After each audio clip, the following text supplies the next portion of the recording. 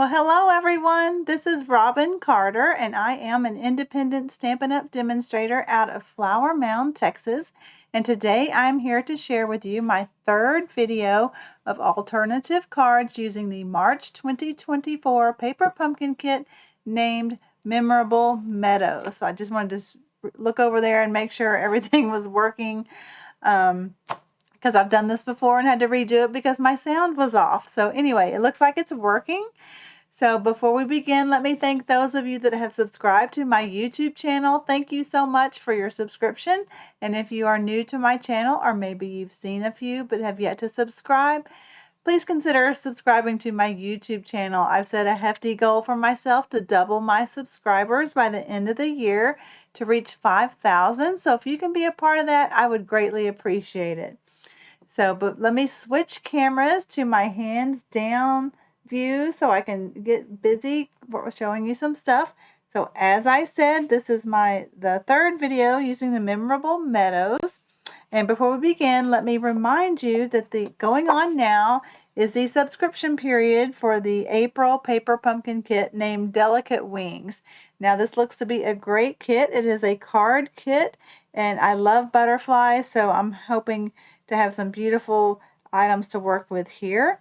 Here is a preview of May. Now I did share the coordinating designer series paper in my first alternative because I received this designer series paper as an item for prize patrol when I went to the Houston convention for Stampin' Up! Demonstrators. And then here's a peek at June, not July. It includes some new in colors coming with the 2024-2025 annual Stampin' Up! Catalog. And I was also able to create a swatch of those, and I've shared those in my first video. So I don't want to take your time to do that again. You can check out that video if you haven't seen those. And also, these are the new add-on dies for this quarter of paper pumpkin kits. The item number is 164397. It includes a stitched, I don't know what design that is, label, and then some butterflies. And I believe this one is going to cut out a stamp probably in the April kit. And then a nice big bold font of thanks, as well as the detailed bird. So let me just say, I do have a new online shop that you can shop 24/7. If you do not have a demonstrator, I would appreciate your orders through me. And also I have a host code going on now through the end of March, which is just a couple days away. I will probably close this host code about 7 to 8 p.m. Central Time.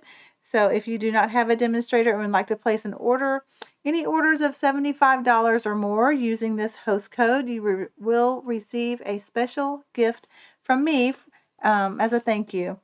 So let's begin with our paper pumpkin alternative. So the only one I have not done so far is this pretty one here with the mountain, or not mountains, the trees. So I'm going to work with that one today. And by the way, if you're new to my channel, these little sleeves that I store my stuff in are what I call my favorite things. And I'm going to be bringing in a few of those that you will see. And my favorite things are just items that Stampin' Up! Does not offer that I find helpful in organizing all my supplies. So these hold the paper pumpkin kits quite well as some of my pre-scored blank card bases. I like to have those ready to go. And so I am an Amazon affiliate, so there are links in this video description box. Just hit more. And down below there will be links that are safe links because they're provided from Amazon. And as an Amazon affiliate, when you purchase items using those links, I get a few pennies back at no cost to you. So if you've used those links or plan to use those, thank you so much for your support. And let's get busy with our alternative. Now, like I said, I have that one card base left. If you need a lot of cards, you can easily create these much like I did my first set of alternatives and cut them into thirds. You could even cut this into fourth, but I find the third gives a much better amount of the image. So you can create that. But if you've been following my alternatives, you probably have a stash of cards because I know I do. So let's get started with this one. So this is the 5x7 sleeve that I store my card components in when I'm getting ready to do these videos. So you're going to need a thick white card base right here. And then I took the card base, I cut it in half so I could get two. And then I used the deckled rectangle dies right here. And I used the second largest one to cut out the center of that. Now, if you maybe have the retired stitched rectangles, that would work as well. I just try to use current product because if you wanted to make these, I like to use current product so you can create the same thing.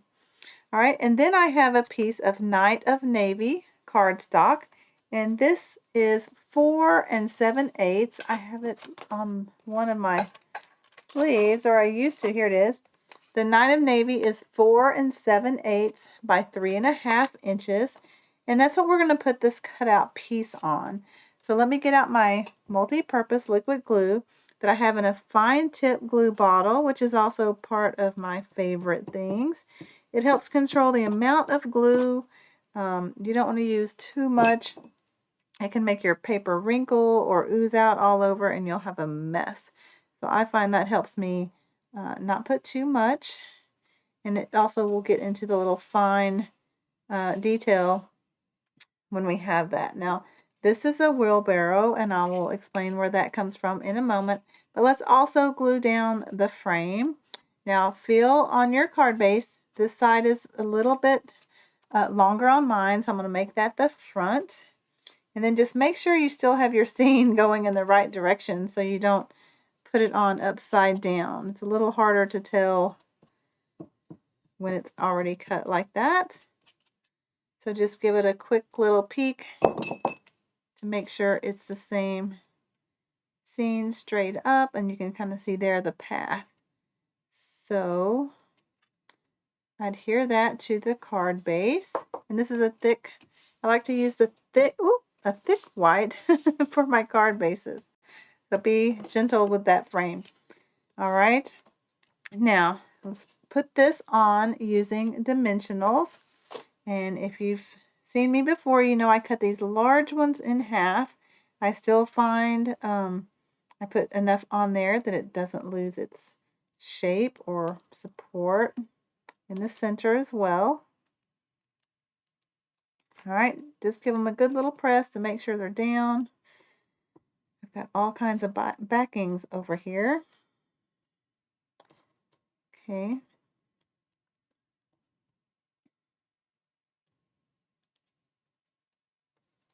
Okay, now without trying to get my head in the screen, I'm going to try to put this down in the center.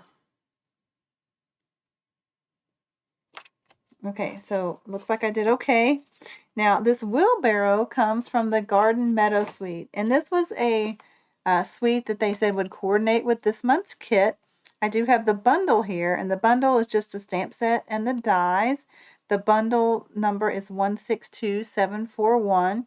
This came out as an online exclusive only, which just means it's not in any of the Stampin' Up! Publications. You can go to my online store and then hit shop and then go down to online exclusives, and you will see a whole bunch more products that are not in our publications to choose from. So I decided I would use this Garden Meadows suite to create this wheelbarrow here, and I've already have it started coloring, and I just thought I would finish it with you. It's so small that I don't find it necessary to do the double shading with your blends.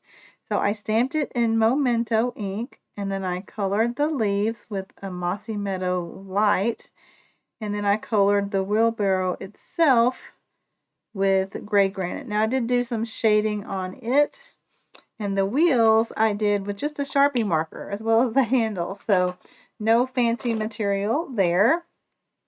Now if you're going to color this with watercolor pencils or maybe your blender pen to ink, you're probably going to want to be careful about the ink you choose. So Memento ink was intended for the blends markers of coloring. Okay, it won't bleed. However, you may find if you use either watercolor pencils with a blender pen or blender pen to ink or watercolor painters, that your black is going to bleed a little. I have had a little success in letting the Memento dry like for a day and then color like the next day, and it seems to do okay. But to be safe, you would use Stays On, and that would definitely not bleed if you're using water-based material to color your images. So there's our wheelbarrow. Let me put this away. And so I will put this right here. Now I already see something I forgot. So let me show, if you've been a Paper Pumpkin subscriber for a while, you may have this set from March of 2021. It has these little birds. Another one was April of 2018 that has these birds. And so on my other ones, I've put it in the sky right here. And let me try to do that. Hopefully it's not too bad, even though it's already on dimensional. So let me just get my Memento, ink up the birds. Oh, did good. All right, didn't mess it up. So that's just something to add a little interest to the card. If you don't have those, you could easily take a fine Sharpie and make those same little swooping wings on your card. So there's just something you could do if you don't have the birds. All right, so let's adhere the wheelbarrow down.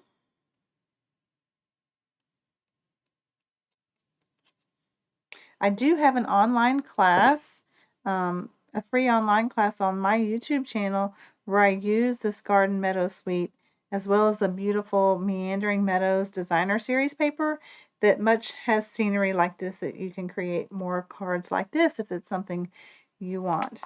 Okay, so now we only need a sentiment left, and I do have in my envelope a label.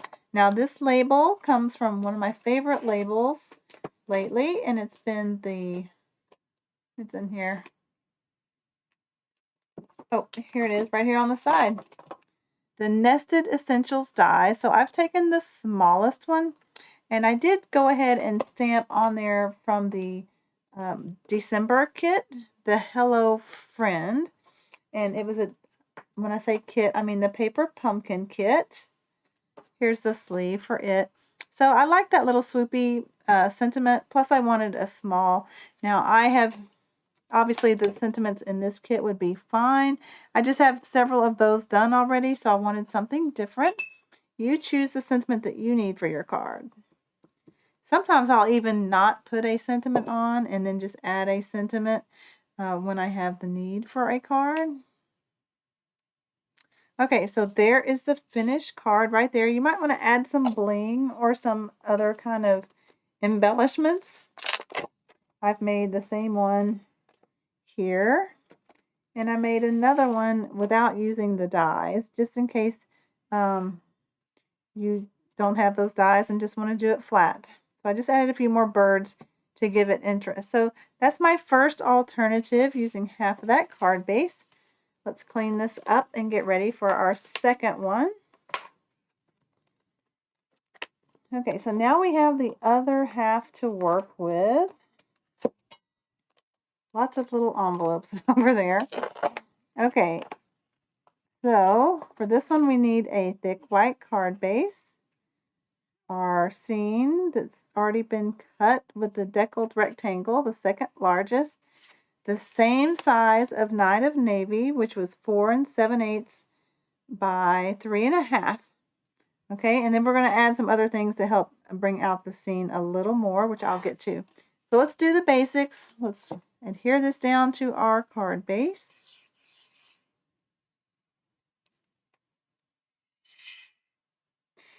And while I'm talking, I want to share a new idea. So I've had quite a few of you when I mentioned my scan and cut files or the actual cutouts that I do with the flowers from this kit and other kits. Now I'm not using those in these alternatives, so it might be strange to bring that up, like this flower. I use my scan and cut to cut the image, and then I stamp and color it.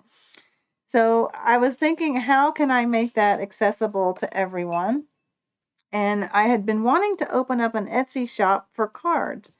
But I actually opened it up today. I just had to have some cards to put on there for sale. And then I thought, you know what, that would be a great way. I could add either the cut file images, the actual blank images. I can't do pre-stamping for you, but they could be the blank images with a template to put in your stamp positioning tool, or the actual cut files if you have a scan and cut. Now, if you're a Paper Pumpkin subscriber of mine and you have a scan and cut, just let me know and I can add you to the email that I send out, including that cut file. And usually it's a couple of files. So I have one saved that's just the large flowers. I have another one that's the small flowers. So you get more than one. So I thought I could offer that on my Etsy shop. So if that's something that interests you, let me know. I was thinking the cut file itself, themselves, would be $5. And if you actually want me to cut the images for you and mail them to you, like I said, it would just be blank. They would be just like, well, like I'll show you here in a minute with the branch. They wouldn't be pre-stamped, but you could stamp them. Then that would be $10 because there's fees with listing things on Etsy as well as the shipping of that. So that would have to be about $10. So if that's something that interests you, let me know. I haven't added those files to my shop yet, but if you want that, I could add them. It does cost every time you list something, so I don't want to list it if no one's really interested in it. So that's just a thought. I thought then that way Etsy would handle the actual transaction, and for the files themselves, if you have a scan and cut, you would receive no physical product, just the cut file document. I'm trying to talk and get this straight. That's a little challenging. Okay, so this I need to explain with my cut files. Okay, this comes from a set that I hadn't used much called the Seasonal Branches. Now, I hadn't used it, and sadly it's retiring, and I thought this would make a nice cute image up there. As you can see, it has 19 dies, so quite a few dies. It cuts every image in here except the sentiments, and it also has additional flowers, some detailed leaves. Let me hold that up a little bit. And this is how I store my dies. I have a 4x6 magnet sheet that's 30 mil, which I find is strong enough to hold my dies, and that's part of my favorite things. But when I first get them in my little box, I take them to my printer that's also a copy machine, and I copy the image and cut it out and put it in there. That way, if I have one missing, I know I can look and see which one it is, so I know what I'm looking for. Especially, there's so many little dies there. All right, so I brought that in and I've pre-stamped and colored the leaves here. And you saw me while I was trying to talk and do it at the same time. I also added another white one just to give it a little more height. Since this is already on dimensionals, I didn't want to put this on dimensionals. It would be a little too high. So I thought I'll just do stack two on top of each other, and I can have it with a little more height. Okay, so now we need the little branch, and I have that in my Stamparatus, which sadly Stampin' Up's no longer able to sell. Anyway, so this is what I mean by you would receive blank images. Now, this is not what it would be. It would be much like the flower. So I put the flower on my plate.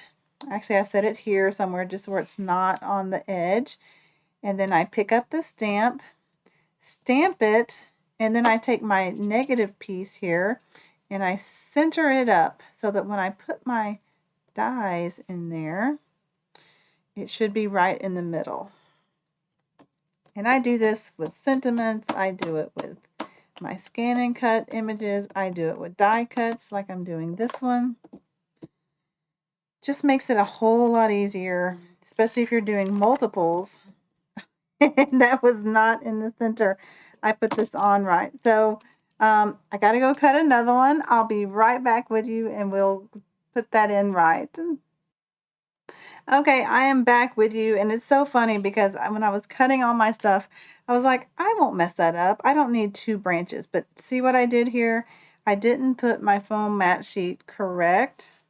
Okay, that rounded corner needs to go there, and then this plate actually goes, oh, I hope that didn't break my magnet, over here. So let me check out my magnet. It's slapped on top of the other one. By the way, the easiest way to get these is to slide them off. Okay, because you really can't pull them apart. They're such strong magnets. So that's how I messed up. I didn't have my mat in there right. So let's do that again. I really did say, I won't mess that up. I don't need to. That's what I get, right? Okay. I should have kind of eyeballed that and saw right away that that would not line up. Anyway, problem solved. So now we have the branch right in the center of that die image. All right, let me get my chamois here and clean that off. Everybody's still making sure the cameras are still going. I recorded one earlier and it froze, and in the past, even though on my computer it showed frozen, when I finished it, it was still there. Well, of course, the last one I did, it really did freeze.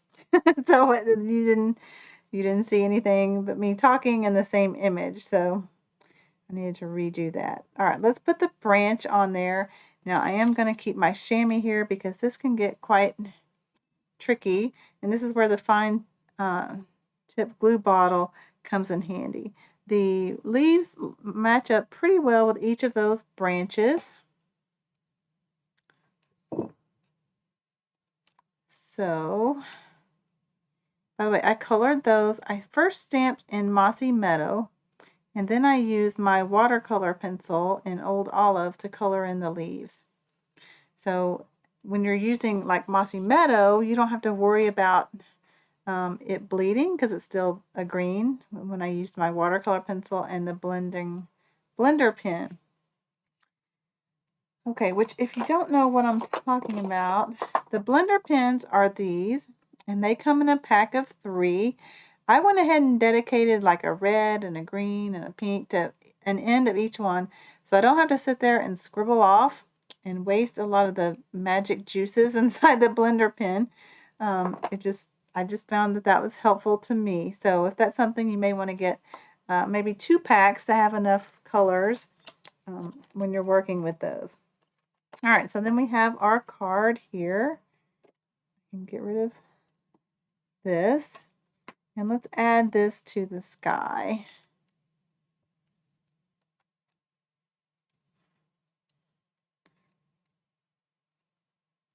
Okay, just somewhere. It doesn't, no particular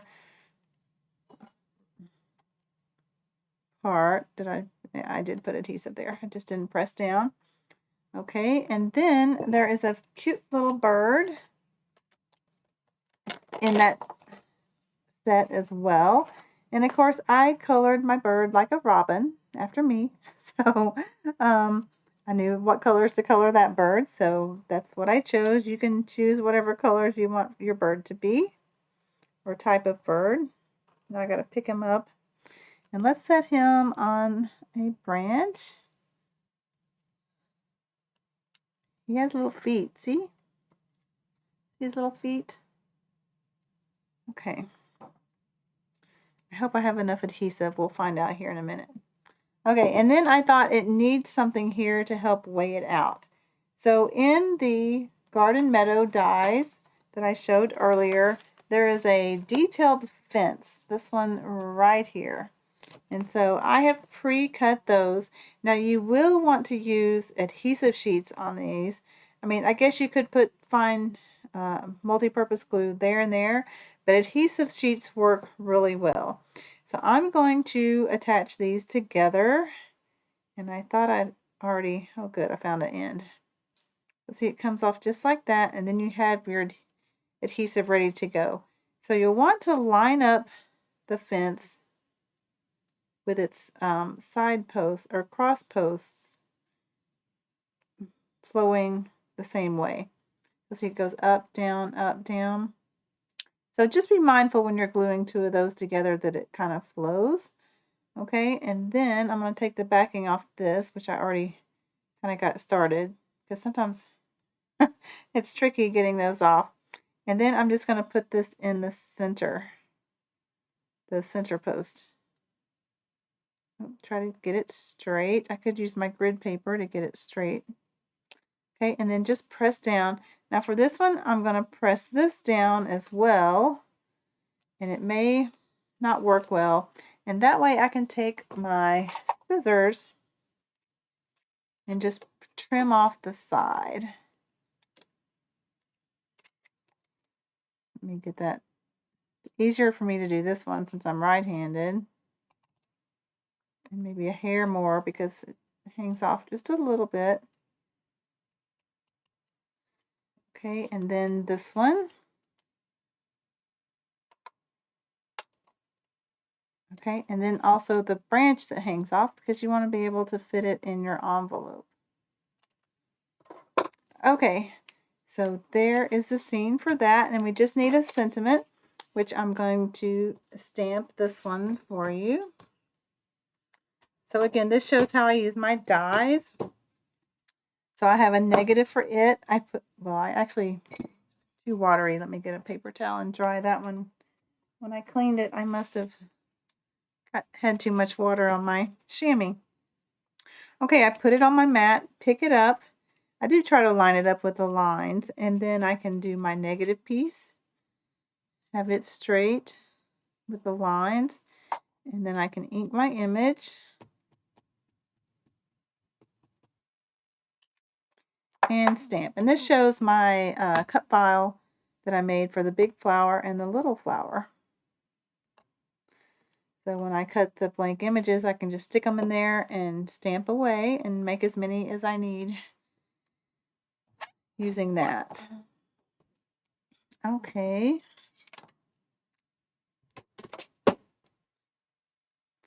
I may have to put something on that to make that stick good for a while.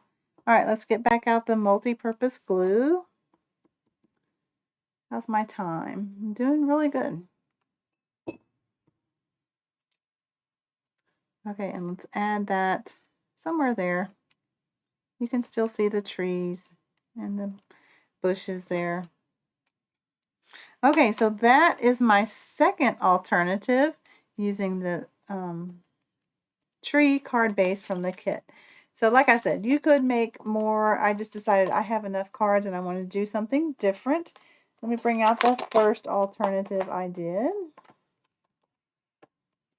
Okay, hold them up for you. There. It's hard to know exactly where. I have the camera way up above so that when I show myself, it doesn't show. Let me get me back here. I'm back. So if you're new to my channel, this is only my second time to actually show myself. So it's a little out of my comfort zone, but I'm going to try to do that for you because many of you gave me kind comments that it was nice to meet me face to face.